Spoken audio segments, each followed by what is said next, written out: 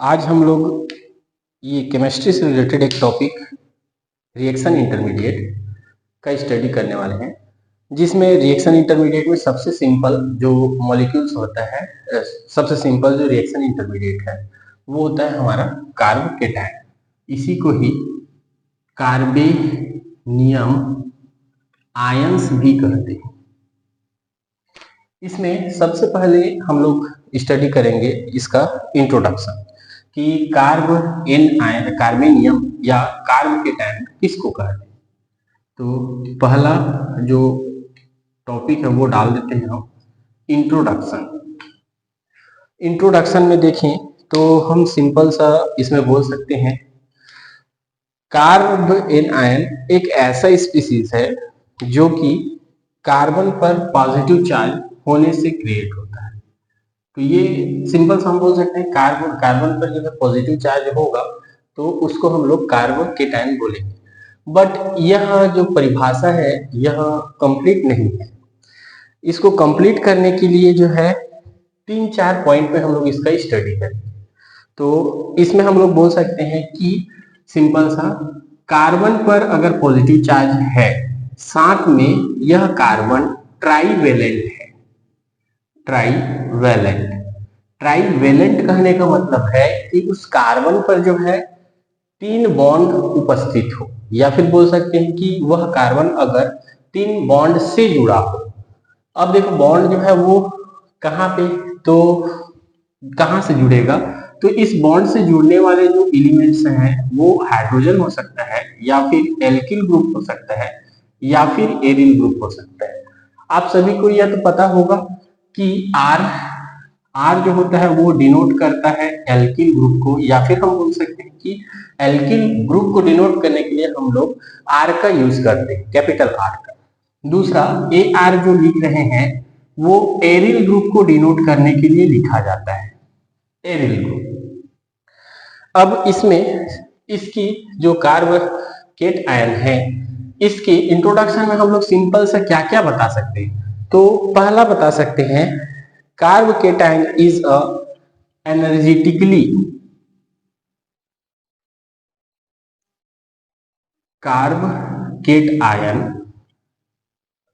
Energetically species होता है, species होता है। एनर्जेटिकली स्पीसीज कहने का मतलब है कि इस स्पीसीज पर या फिर कार्बोकेटायन पर जो एनर्जी होता है वह मैक्सिमम होता है। मैक्सिमम किसके रिस्पेक्ट में, तो बोल सकते हैं इसके जो संगत अल्कोहल संगत जो एल्किल ग्रुप होगा, जैसे कि इसका संगत एल्किल ग्रुप जो है ये होगा, जिसको हम लोग क्या बोलते हैं, तो इसको बोलते हैं मेथेन। मेथेन के रिस्पेक्ट में क्या होता है, तो इसकी जो एनर्जी है वह जो है हाई होती है। और हाई होने से क्या तात्पर्य है, तो इसकी जो स्टेबिलिटी है वह मेथेन के रिस्पेक्ट में कम होती है। ये चीज यहाँ पे हम लोग बता सकते हैं। दूसरे पॉइंट में बता सकते हैं कि carbocation carbon having trivalent species, carbon having trivalent species. इसमें ये बोल सकते हैं कि जो कार्बोकेटायन है उसका जो कार्बन है वो ट्राईवेलेंट होता है। तो ये तो मैं पहले ही बता दिया जब इसका जनरल इंफॉर्मेशन दिया उसी समय। ट्राईवेलेंट मतलब उसमें 3 बॉन्ड होना चाहिए। साथ में यहाँ पे तीसरे पॉइंट पे लिख सकते हैं कार्बन हैविंग पॉजिटिव चार्ज, उसमें पॉजिटिव चार्ज भी होना चाहिए। आगे देखें तो इसके बेसिस पर हम और बता सकते हैं इसके इंट्रोडक्शन में। तो इसके इंट्रोडक्शन में बताने के लिए और ये है कि कार्बोकेटायन या इट हैज 6 सेट या 6 इलेक्ट्रॉन, 6 सेट या फिर 6 6 इलेक्ट्रॉन, या फिर इसी को हम बोलते हैं 6 सेट ऑफ इलेक्ट्रॉन ऑल इसमें क्या होता है, 6 इलेक्ट्रॉन उपस्थित रहता है। तो सिंपल से देखें तो इसके बेसिस पर हम कैसे बता सकते हैं, तो यहाँ पे जो कार्बन है हमारा, एक जगह पे तो पॉजिटिव चार्ज आप दिखा रहे हैं, इसके बाद इसमें 3 बॉन्ड दिखा रहे हैं। इन 3 बॉन्ड के बेसिस पर यहाँ पे क्या है, तो इस बॉन्ड के 2 इलेक्ट्रॉन, इस बॉन्ड के 2 इलेक्ट्रॉन, इस बॉन्ड के 2 इलेक्ट्रॉन, मतलब ये बोल सकते हैं कि इसमें जो है कार्बोकेटाइन स्पीशीज में ऑक्टेट कंप्लीट नहीं होता है। जैसे इस मेथेन के रिस्पेक्ट में देखें तो मेथेन में क्या है, तो इसके रिस्पेक्ट में जो कार्बन उपस्थित है मिड या सेंटर पर, उसमें हम बोल सकते हैं कि इस बॉन्ड के 2 इलेक्ट्रॉन, इस बॉन्ड के 2 इलेक्ट्रॉन, इस बॉन्ड के 2 इलेक्ट्रॉन और इस बॉन्ड के 2 इलेक्ट्रॉन, तो टोटल मिलाकर के इसके लिए 8 इलेक्ट्रॉन हो रहे हैं। मतलब यहाँ पे बोल सकते हो इसमें, किसमें, तो मेथेन में क्या होता है, तो ऑक्टेट कंप्लीट होता है, ऑक्टेट जो है वो कंप्लीट होता है, ऑक्टेट क्या होता है, तो कंप्लीट होता है। बट ये जो हमारा कार्बोनियन आयन है या कार्बोकेट आयन है, इसमें ऑक्टेट कंप्लीट नहीं होता है।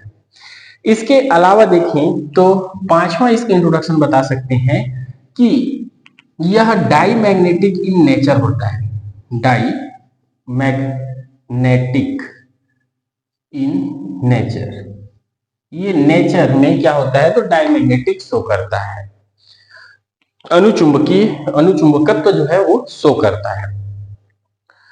आगे देखें तो इसमें हम लोग बता सकते हैं कि कार्बोकेटाइन जो है वह ESR electron spin resonance spectroscopy, ये एक स्पेक्ट्रोस्कोपी का क्या है, प्रकार है, electron spin resonance spectroscopy inactive होता है, इनएक्टिव होता है। तो जब हम ईएसआर पढ़ेंगे उस समय हम पढ़ेंगे कि जो है ईएसआर वे मॉलिक्यूल एक्टिव होते हैं या वे स्पीसीज एक्टिव होते हैं जिसमें जो है अनपेयर्ड ऑफ इलेक्ट्रॉन पाए जाए। तो यहाँ पे हम देखें तो इसमें सभी के सभी क्या होते हैं, तो इलेक्ट्रॉन जो है वह पेयर्ड स्टेट में है, इसलिए जो है यह कार्बोकेटाइन ईएसआर इनएक्टिव होता है। तो एक्टिव होने के लिए क्या है यहाँ पे, तो ईएसआर एक्टिव होना है अगर किसी मॉलिक्यूल को, तो उसमें क्या होना चाहिए, अनपेयर्ड इलेक्ट्रॉन प्रेजेंट होना चाहिए। तब हम बोल सकते हैं कि वह स्पीशीज जो है वह अनपेयर्ड इलेक्ट्रॉन उपस्थित होने के कारण से वह ESR spectroscopy active nature show करेगा, अन्यथा की स्थिति में इसी के जैसा इनएक्टिव होंगे। आगे देखते हैं इसमें, तो ये बता सकते हैं कि इसका जनरेशन किस प्रकार से होता है। तो सातवां इसमें बता सकते हैं कि हेटेरोलाइटिक फिजन के द्वारा जो है कार्बोकेट आयन बनता है, हेटेरोलाइटिक फिजन के द्वारा कार्बोकेट आयन बनता है। तो हेटेरोलाइटिक फिजन किसको कहते हैं, तो हम लोग जान रहे हैं कि 2 टाइप का जो है फिजन पाया जाता है कोई भी एटम पे। तो सिंपल सा कॉन्सेप्ट है इसमें, जैसे कि ए और बी, ये हैं 2 एटम्स हैं जो कि मॉलिक्यूल्स फॉर्म में है, ए बी फॉर्म में। इसमें जब हम क्या बोलते हैं, तो इसमें से कोई भी एक एटम हाईली इलेक्ट्रोनेगेटिव एटम हो या फिर ज्यादा विद्युत ऋणात्मकता रखता हो, तो वह क्या करता है, तो बॉन्ड के इलेक्ट्रॉन को अपनी ओर खींचने की टेंडेंसी रखता है। तो इसमें हम बोल सकते हैं कि यह हाईली इलेक्ट्रोनेगेटिव एटम है। तो यह क्या करेगा, इस बॉन्ड के इलेक्ट्रॉन को अपनी ओर खींच लेगा, खींचने के कारण से क्या हो जाता है, तो एक का जो बॉन्ड है, इन बॉन्ड के बीच का जो 2 इलेक्ट्रॉन है उसमें से एक तो ए का है, दूसरा बी का है। इसमें से क्या होता है, तो दोनों इलेक्ट्रॉन को ये बी जो है हाईली इलेक्ट्रोनेगेटिव नेचर होने के कारण से खींच लेता है। खींचने के कारण से इस पर जो है नेगेटिव चार्ज और इस पर जो है पॉजिटिव चार्ज का क्रिएशन हो जाता है। तो इस बेसिस पर ये जो विदलन है या फिर फिजन है, इस फिजन को हम बोलते हैं हेटेरोलिटिक फिजन या क्लीवेज भी बोला जाता है। क्लीवेज, हेटेरोलिटिक क्लीवेज या फ्यूजन बोला जाता है। तो इसमें क्या बनेगा, तो A प्लस बनता है जो कि लेस इलेक्ट्रोनेगेटिव एटम होता है, या फिर बोल सकते हो हाईली इलेक्ट्रो पॉजिटिव एटम होता है, वो पॉजिटिव चार्ज वाला बनाता है। दूसरा जो है वो B माइनस बनाता है जो कि हाईली इलेक्ट्रोनेगेटिविटी रखता है। ठीक है, दूसरा जो फिजन होता है या क्लीवेज होता है उसको बोलते हैं हम लोग होमोलिटिक फिजन। तो होमोलिटिक फिजन के केस में क्या होता है, तो इस केस में देखें तो बॉन्ड का जो इलेक्ट्रॉन है वह बराबर मात्रा में दोनों को बढ़ जाता है। तो इस कंडीशन में यहाँ पे जो बनता है वो A फ्री रेडिकल बनता है और B फ्री रेडिकल बनता है। तो यहाँ पे सिंपल से हम लोग अगर इसको कार्बन के रिस्पेक्ट में जोड़ दें, तो कार्बन के रिस्पेक्ट में जोड़ दें तो अगर यह कार्बन हो है और ट्राइवेलेंट है और उस पर पॉजिटिव चार्ज है, तब इसको हम बोलते हैं कार्ब केटायन। ठीक है, क्या बोलेंगे, कार्ब केट आयन। दूसरा जो है यह अगर कार्बन के रिस्पेक्ट में इसको देखें तो इसको बोला जाता है कार्ब एन आयन। ठीक है, तो ये हो जाएगा हमारा carbanion. Anion में भी क्या होना चाहिए, तो नेगेटिव चार्ज होना चाहिए, साथ में यह भी ट्राइवेलेंट होगा, तभी उसको हम कार्ब एनायन बोलेंगे। जिस प्रकार से देखें कि जो कार्ब केटायन होता है इस पर होता है पॉजिटिव चार्ज और साथ ही साथ यह क्या होना चाहिए, तो ट्राइवेलेंट होना चाहिए। तो ये देखिए, इसके अलावा यहाँ पे देखें तो ये जो फ्यूजन है या फिर बोल सकते हो क्लीवेज है, इसी को हम बोलते हैं होमोलाइटिक क्लीवेज। इसको बोला जाता है होमोलाइटिक क्लीवेज। और होमोलाइटिक क्लीवेज में क्या हुआ, तो बॉन्ड का जो इलेक्ट्रॉन है वह जो शेयरिंग में पार्टिसिपेट हुआ था वह आधे आधे जो है दोनों मॉलिक्यूल्स पर बढ़ जाता है। अब देखो आधे आधे कहने का मतलब दो ही इलेक्ट्रॉन है तो उसमें से एक बी को मिल जाता है, एक ए को मिल जाता है। अब देखिए यहाँ पे हम इसको ना तो पॉजिटिव लिख सकते हैं ना ही नेगेटिव लिख सकते हैं।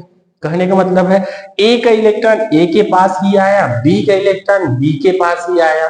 ठीक है, तो इसमें बस एक्स्ट्रा जो हम लिखे हैं वो है स्टार। और ये स्टार जो है वह किस कारण से लिखा है, यहाँ पे तो नॉर्मल इलेक्ट्रॉन भी लिखा जा सकता है, तो नॉर्मल इलेक्ट्रॉन नहीं लिखा जाता है क्योंकि यह जो प्रोसेस है यह या तो एच म्यू की उपस्थिति में होता है या फिर डेल की उपस्थिति में होता है। एच म्यू क्या है, तो एच म्यू होता है लाइट।